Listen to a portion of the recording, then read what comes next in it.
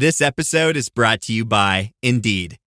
When your computer breaks, you don't wait for it to magically start working again. You fix the problem. So why wait to hire the people your company desperately needs? Use Indeed's sponsored jobs to hire top talent fast. And even better, you only pay for results.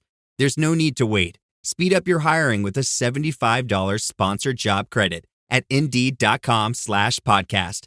Terms and conditions apply.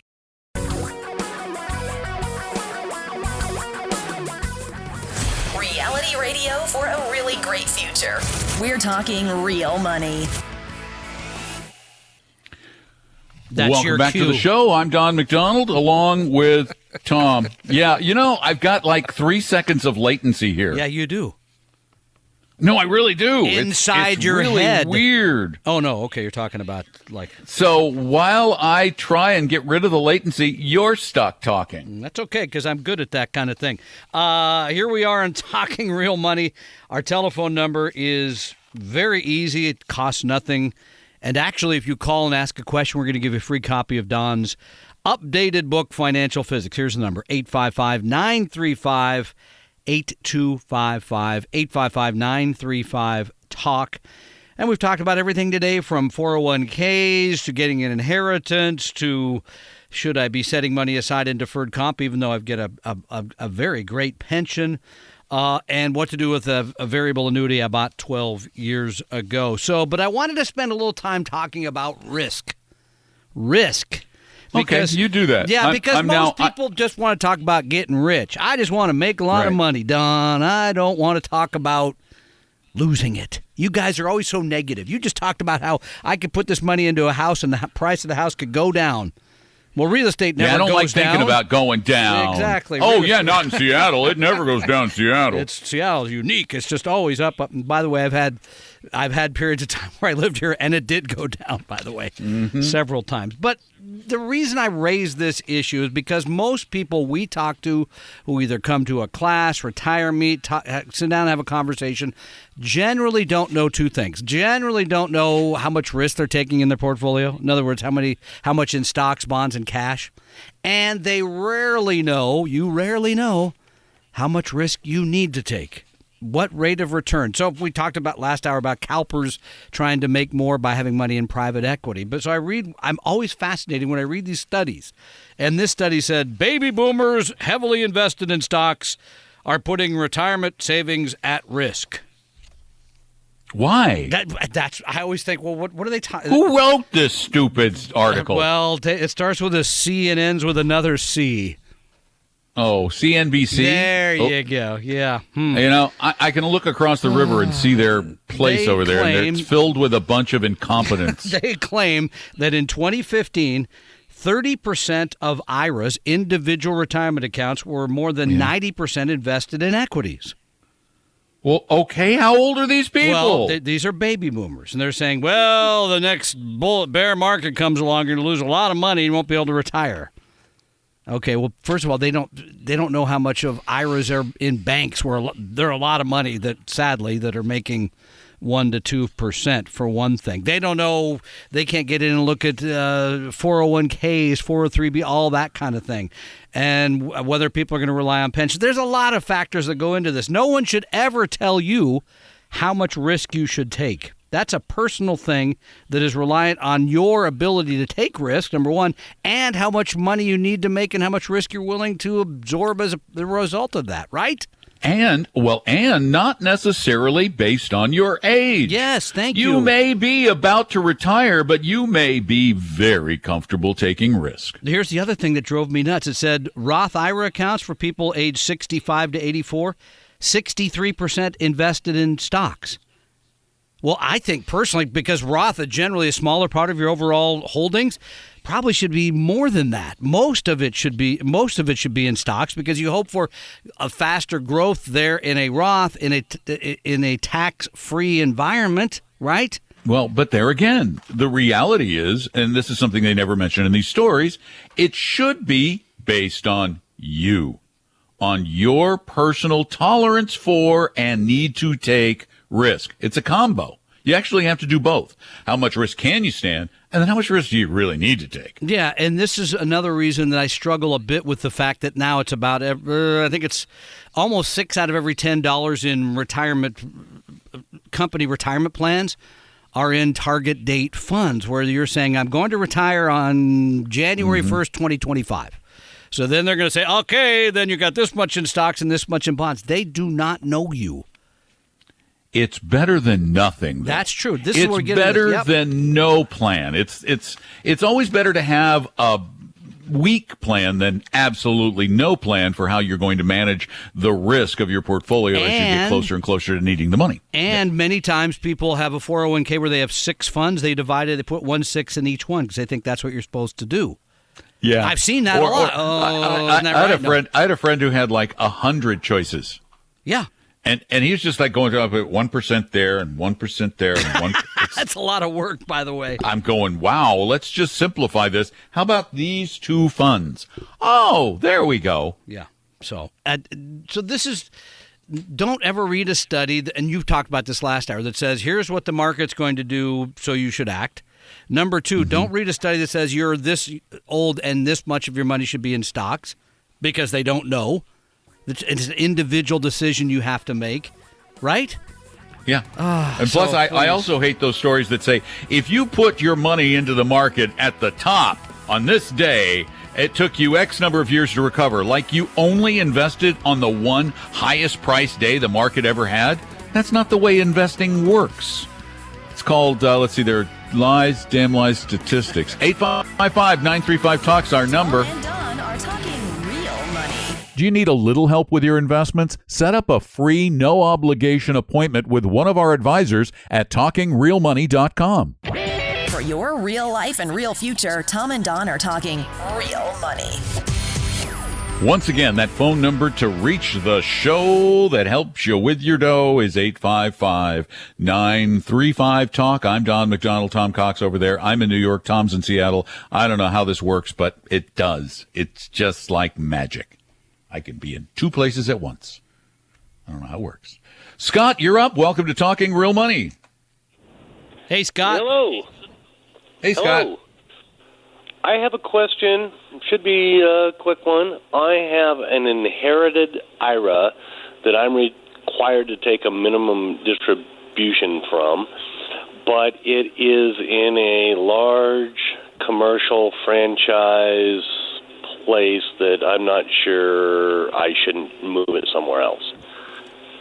Tell me, I don't understand large Yeah, we commercial need to know franchise. more about what we're talking about. It's in, I guess I can say it. It's in Edward Jones. It's America. Edward Ed Jones. Okay, yeah. Okay. Yeah. It's about $90,000. Yeah. And I don't know if I should just leave it alone or if I should move it someplace better. Can you tell me what Ed Jones put you into? What How is kind it of invested? products? I know there are quite a few individual stocks. I'm still kind of going through, like I said, this is an inherited IRA. Yeah. Yeah. So I haven't really gone through all of that paperwork. Let me just hit it broadly. When you're dealing with a company like Edward Jones or like Ameriprise or even like Merrill or Morgan or any of these guys, you're generally dealing with an environment of selling, of sales pressure, of giving, generally giving, and this is a big mistake that's made in the, now if you're a car dealer, you give the customer what they want, great, fine. But in the investment industry, you don't give the customer necessarily what they want. Shouldn't. If a customer calls us and says, we want to buy a bunch of Boeing stock, we're going to say no. Whereas an Ed Jones broker. Yeah, or by the way, people sometimes tell us, I don't want to be invested internationally. And we have to say, good luck to you. No, you must be invested. Yeah. But at Ed Jones, either they're going to call their clients and say, I think you ought to buy this because it's hot. Or if you call and say, I think I should buy this, they're going to give you a reason to buy it because they want to get the commission. I think you're going to be in a better position if you have this this transferred out into to another custodian, someone like Vanguard or another advisor or something, but somebody who's not sales based. By the way, typically what we call a broker's portfolio consists of individual stocks, a few mutual funds, and sometimes something else in there they might pitch you into that starts with an A, and you hopefully not in this case. An annuity. Yeah, but so generally this is what we see when people have money at the brokerage accounts. So no, we would not recommend that. If you're going to do it on your own, I would just go ahead and send you right to Vanguard. You could go to Vanguard, set up an inherited IRA, and they will be glad to move the money over. You could own a couple mutual funds there. It'll be less expensive. You'll be taking less risk than being in individual stocks. Now, is that Make something sense? I can do to some sort of tax-deferred account? Or Well, yeah, you can am I do a just roll. kind of You can stuck? do an inherited IRA, so it maintains its tax deferral. And let me tell Still you, move it to a Vanguard or something. Correct. you got it. Here's what you do. It's so easy. You either go to Vanguard's website or give them a call on their 800 number. Tell them you have an inherited IRA and you want to transfer it over. They will have you send them the account information and they will bring the assets over. They will get them liquidated, bring them over, and then get them invested as per your instructions. Okay. I think that And they'll stay sounds- tax deferred.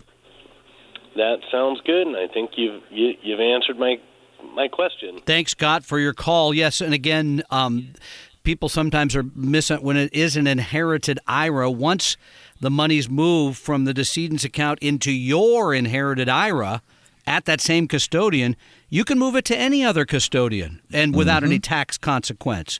You just simply open an inherited IRA account at that other custodian. Money, as you said, Don, would move over, could be reinvested in a way that would be quite dissimilar from the way generally we see it at Edward Quite. Jones. No, it is. That's an understatement. I mean, individual stocks, Yeah. a $90,000 account. Really? With individual Yeah. stocks. Yeah. Okay, $100 million account with individual stocks. Okay. Yeah. I can see it because you got some diversification. And you could get in private equity if you have $100 million. Right. You could get in. There's a healthcare firm out in Silicon Valley that is going to change the world. One small prick of your finger, Excuse and me. it's going to. Excuse me, sir. They have a Sir, machine. It's they're 200 already tests. no, sir. You're behind. They're already broke. Oh. They're God, bankrupt. I just was reading about They're out of this. business. This woman you is missed super it. sharp. Sorry. She's got George Shultz. Oh no, she's got she's- Henry Kissinger. She's got Do you General remember she used to McCafferty. be a? What are you thinking? She's still a billionaire? Is that what you're thinking? She's worth like $9 billion or something. Yeah, no, she has a negative net worth now, sir. Oh, Forgot They to mention called that. me earlier. Yeah. Okay. No, she's worth less than nothing. That's really Actually upsetting. worth less than nothing. And wait, there's more. Oh. If you really liked her, well, you better get used to corresponding with her in prison, because that's probably where she's going She's next. been indicted for fraud. Yes, I'm having fun. It's Elizabeth Holmes. I finally watched the Oh, documentary. you were being facetious again. Yeah, thank you for allowing me that. And that documentary is worth watching, if only, by the way, if only for seeing how special people think that they're really smart about the future. They don't know any more than you do. Sorry to say. By the way, they had a guy on there that said, "I got in early on Facebook. I got in early," and I talked to Danielle. I said, he doesn't Danielle's mention his wife, for those of but you who don't he know. doesn't mention the 150 other deals he got in early on where it went to zero, because Right. it's a crapshoot. They don't know any more than anybody else. And the thing is the one you got right and you did well on is the one you tell your friends about. Bingo. You don't tell them about the bad ones. Yeah. Oh man, I'm a terrible investor. Everything I buy just falls apart. Don't take any advice from me. I'm stupid when it comes to investing. That's the vast majority of the population, by the way. And I know you don't want to think that you're stupid when it comes to anything, but let me tell you, you can't be the best at everything. Pick something you're actually good at and brag about that. I'm hoping in my 60s I'll find that, so I'm waiting. Reffing? Yeah, Oh, I except don't the know. other team. Yeah, Yeah, the other team always hates you. No, I don't both know what teams. you're good at. Or both teams. Yeah, well then you know you're He doing carries- everything right. Well, though. what he does is he actually now has Post-it yellow cards, just big, thick pad of them, and he just runs around sticking them on the backs of guys. It's easier Yellow that way. card. Yellow It's card. easier that way. Yeah, it's high school season again, and I'm told how wrong I am very often now. So it's every day. That has got to be really tough on your ego, isn't it? You've done it for a long time. It's like anything. Yeah, okay, got it. So it's okay. Yeah, heard it. Okay, you're all right with it. I told somebody recently, you got to do better than that. I've heard that before. You got to do better. I've been yelled at by better people than you. You got to do better. So anyway, 855-935-TALK. We want you to call that number so that we can help you understand how money works and how it can work a lot harder for you and less hard for all of those other people. Sorry, we're not here to help the brokerage firms. We're not here to help the insurance companies. We're here to help the yous who don't get enough help. 855-935-TALK. It's free, it's easy, and we're going to help you even more with a free copy of Financial Physics mailed out to you in a few weeks, so call now. Tom and Don are talking real money. Do you know what your investment risk tolerance is? Take our free no-obligation risk quiz at TalkingRealMoney.com. Your guides to a really great financial future.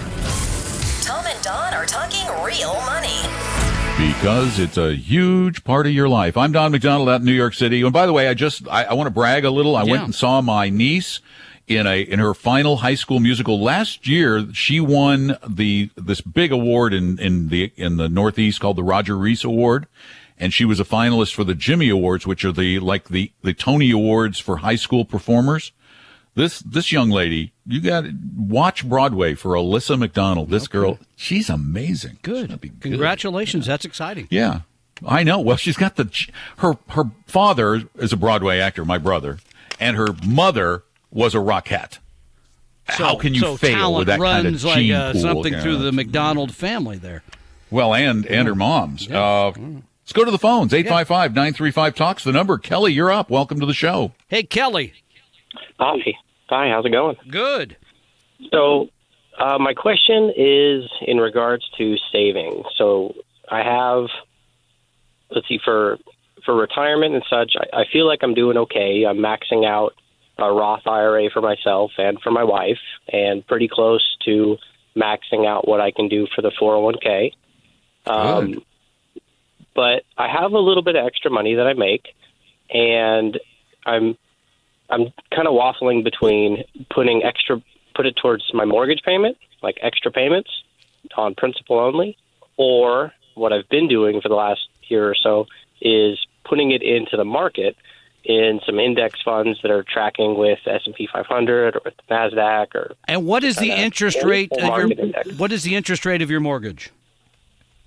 Just over 3%. It's 3 1/8. I want your mortgage. Yeah, I want your mortgage. If I had your mortgage, I would never pay off your mortgage. Yeah, I mean, that is such a low interest rate that we would expect, pretty easy math to do, that saving the money in those index funds would make you more over time than paying down that 3% early. It certainly has over the past almost 100 years, according to all the data. You would have almost any time period too. By the way, any 10-year period, you would have beaten the tar out of your mortgage. Okay, and that's what I convinced myself, and so that's what I've been doing. I guess I just wanted some kind of outside confirmation. Paying off your mortgage early generally is more a good emotional decision because you feel good about it. Oftentimes not such a great financial decision is how I'd put it. Okay, I think that makes sense. Thank you, Kelly. Appreciate it. you. Congratulations. Thank you so much. Thank you for being such a great saver. Well done. And you have a good mortgage rate when your mortgage rate is close to what you can get on a 5-year CD. That's pretty. I mean, there are 5-year CDs earning a bit over 3% now. You could arbitrage almost. You could get a good bond and make more than your mortgage. Gene, you're up next. Welcome to Talking Real Money. Hello, Gene. Hello. Hello. Hello. Hello. Hi, thanks for taking my call. Our pleasure. How can we help you? I'm looking for a little bit of financial advice. I'm 67 years old. I recently inherited about $300,000, which is all the money I have in the world, besides the equity in my home. My mortgage is about $330 a month. I owe about $38,000 on my mortgage. My income from Social Security is $1,000 a month. And how much do you need to sustain? I mean, other than your mortgage, what other costs do you have to pay every month? All the typical household expenses, I suppose they're about $700 or $800 a month. When you add in your utilities and insurance and such. What's the interest rate on your mortgage? Do you know? It's about 4.5%. 4.5%. That's pretty good. Although you're not going to beat it by much. Tell you what, we're going to take a moment to mull this over a little bit, because we want to be very careful and very thoughtful about the money to get it probably, I would imagine, and we'll ask you this after the break, I would imagine you want to generate a little more income off of that to have a little bit better life and not put the principal at much, if any, risk. We'll be back. Tom and Don are talking real money. Tom and I believe in helping everybody become a better investor. That's why we offer lots of free knowledge at TalkingRealMoney.com.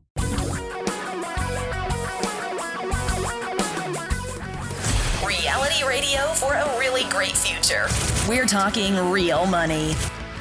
Hi, welcome back to the show. I'm Don McDonald along with Tom Cock, and we are talking with Jean at 855-935-TALK about a $300,000 inheritance she received. She's 67 years old, has a mortgage at about 4.5%. That's $38,000 with a $330 a month payment. Sure, her living expenses, we're figuring roughly $1,200 or so a month is where it looks like she is. And Jean, we've really been thinking a lot about this. We don't believe in having portfolios absolutely 100% safe, because you will not do well. You won't keep up with inflation in many cases. So here's what and we talked about this. Tom and I talked about this. And first, really, at 4.5%, that's a good rate on your money. Are you going to stay in this house for a long time? You know, I probably will. I'm a little bit undecided. It's an older home, and I have visions of getting into something a little bit newer someday. So we'll see. That's an important consideration, because one of our parts of our plan was perhaps paying off the mortgage with some of this money you took in, because then it would reduce your cost to some extent. Actually, see, by paying off the mortgage with that, you are now officially living within your means.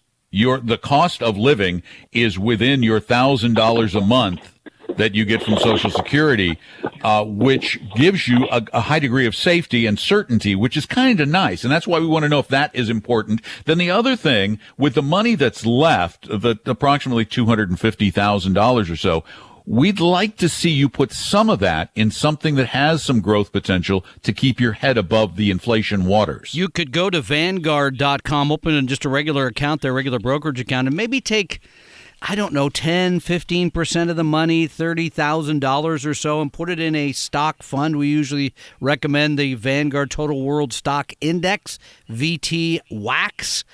Then the rest of it you could put in, and this would be the part where it gets trickier. You could use a bond fund, you could use a money market, something like that really isn't making much, but it's there every day. Yeah, what I'm thinking is you take a year's worth, like $12,000, which is your yearly income, and you put that in a money market account that is absolutely liquid. You can get at it any day. Find one that has the highest yield at Bankrate.com, and then that leaves you with $250. Put somewhere around $25,000 to $50,000 into that growth-oriented fund Tom was talking about, VTWAX, and then the rest, I think you'd be very happy, and it'd be a lot easier if you just put it in the Vanguard Total Bond Index Fund. Which, now you're going to remind me that I need the ticker again, because we did through this earlier in the show. I got it now. I can't get my computer on. Here we go, VBMFX. VBMFX, that's the Vanguard Total Bond Index. So now you've got the you've paid off the mortgage, you've got the living expenses covered for the next 12 months should you have a problem, and you've got some growth by being in the Vanguard Total World Fund, and then the rest of the money's in something that we would expect to make, I don't know, 3 to 4% a year over a long period of time, but kind of stays right there with inflation. And historically, a 10 to 15% portfolio in equities with the rest in bonds has had, historically, since the 70s, no worse a return in a single year than about a 5% loss, which is very, very low. And for most people, incredibly tolerable. Yeah, so I hope that helps, Gene, and we wish you well. And thanks you for calling. Yeah, it's great. So 855-935-TALKS, our telephone number. Copy of Financial Physics coming your way in a few weeks. And just for calling in and asking a question. And Bill, you're next. Welcome to Talking Real Money. Hey, Bill. Hello. Hey. This is Bill. Yes, sir. Yeah, I've got a couple of questions. One, I applied for Social Security because I was told I'm on an LNI, Department of Disabilities pension, and I was told that I would have to, they would deduct every dollar I got from Social Security out of that pension. Then I'd have to pay tax on it, where my pension, disability pension, I don't pay any tax on at all. It's tax-free. Mm-hmm. Have you heard that? Well, that they? Well, they wait. No. So, now, Social Security may be taxable. Right. What kind of taxable? That's why I haven't applied for it, because I'd have to pay taxes. See, they'd take. I think it's about. Well, it depends. $2,000, a little over $2,000 a month I'd be getting from Social Security. Yeah. And I'd lose and they're going to tax you a month out of my. Oh, they're going to reduce your pension, by the amount of your Social Security, and then your Social Security becomes taxable. Part of it could be taxable. It probably won't be, though. It depends on the income level. At your bracket, it's probably not going to be much of anything. But since you have that disability pension, I don't know how old you are, but I would wait until the very last minute so that it grows by 8% per year, and then don't take it until you're 70 years old. At that point, you probably, again, the security of Social Security is probably a little higher than the pension, but I don't know that for a fact. Tom and Don are talking real money. Just about everything you need to know about money can be found at our website, TalkingRealMoney.com. For your real life and real future, Tom and Don are talking real money. Hi, welcome back to the show. This is Talking Real Money, the program designed specifically to help you avoid all kinds of financial problems, particularly with those people who manage investments and sell things to you. Oh, they can make you nuts, and they can make you poor too. Give us a call, 855-935-TALK. By the way, yes, if you don't make it into the show, you can still call your questions in 24 hours a day, 7 days a week, and I'll answer those during the weekday podcast, which you can find at Talking Real Money or via your favorite podcast service.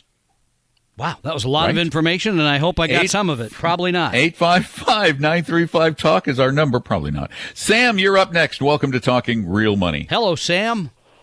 Oh, hey, thank you very much. Thank you for taking my call. Our pleasure. Okay, my question today. What is the difference between me doing online CDs where I'm getting 2.75 in a year for a year CD as opposed to doing the bond funds, where the bond funds have been going down as the interest rates have been going up? Can you explain the logistics there? By the way, I just looked at this number this morning because I was curious. Intermediate term bond fund operated by Dimensional Funds has made about 0.7% a year this year, so far this year. It did lose a little bit of money last year. And we need to always be careful when we say interest rates are going anywhere. They've gone, so in any investment. So that aside, why would you put money in a bond fund is your question when I can get 2.7% a year guaranteed in a CD? Yep. That's your question. That's the question. Yeah, that's the question. That's the question. All right, that's a good question. The reason, one of the biggest reasons is the bond fund will keep you at a market rate, because we're talking about intermediate term bonds. We are not talking about going way out long. One of the nice things, even though the net asset value may decline in periods of rising interest, it's not in an intermediate bond fund with like a 5-year duration. The prices are going to fluctuate very little up or down because they are constantly selling off or they're getting rid of maturing bonds, and they're buying new bonds at the new higher interest rate. So, for example, in the Vanguard Total Bond Index right now, the yield is about 3%. So you're getting a slightly higher yield, but you're going to have some volatility in principal. For most people, that volatility of principal is not going to be a big deal because they're in the bond fund to, one, get an income, and that income helps offset some of that. And two, it's to help balance a total portfolio to just keep it less volatile, somewhere where they have some equity in the portfolio. If you look at the longer term, and because people get caught up in kind of what's it done lately. Yeah, I know bond funds had a tough year, stock and bond funds in 2018. But if you step back and look at a longer period of time, 48 years, intermediate term bonds have done very handsomely. Now, rates were a lot higher, I get it, in the late 70s, 80s that provided a higher yield when inflation was higher. But generally over time, I would expect an intermediate term bond to have a greater yield and in some ways to provide pretty good liquidity because you can sell and get your money anytime. And even in periods of time when rates do go up, Vanguard did a very well thought about study here a few years ago that found even under those circumstances, you've got your money back and actually made money in about a 3-year period. So it's a pretty good term. And you said bond funds didn't do so well last year, but over the past 12 months, according to Morningstar, past 12 months, the Vanguard Total Bond Index has returned total return of 4.5%. Is that helpful, Sam? Yes, it is. Yes, it is. I mean, you raise a very good point. Yeah, you raise a good point. Yeah, but I've been retired for 3 years, and I want to thank Don for 3 years of good sleep because of me listening to him.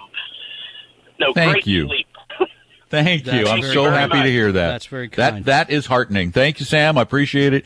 Have a great rest of your weekend. Don promises the check will be there by the 1st, too, by the way. I think he said that. I will send it out. Please make sure that gets in the mail. No, in fact, I'm looking back at the Vanguard Total Bond Index, and it has not. It's posted positive returns over 1-year periods, 3-year periods, 5-year periods. Okay, I think it lost a little in 2018. But it did, but it's recovered. It was only toward the end, and it's recovered every bit of that. Okay, because there are so many bonds in the portfolio. That's the other thing. Buying new higher rates, is massively diversified. It's just incredibly well diversified. People get caught up in this thing called recency. Yeah, what's happened lately is going to keep happening. We have no idea. Our brain plays tricks on us. Indeed, it does. We've got another call. Should we jump to it real quick? Yeah, 855-935-TALKS the number. Holly, you're next. Welcome to Talking Real Money.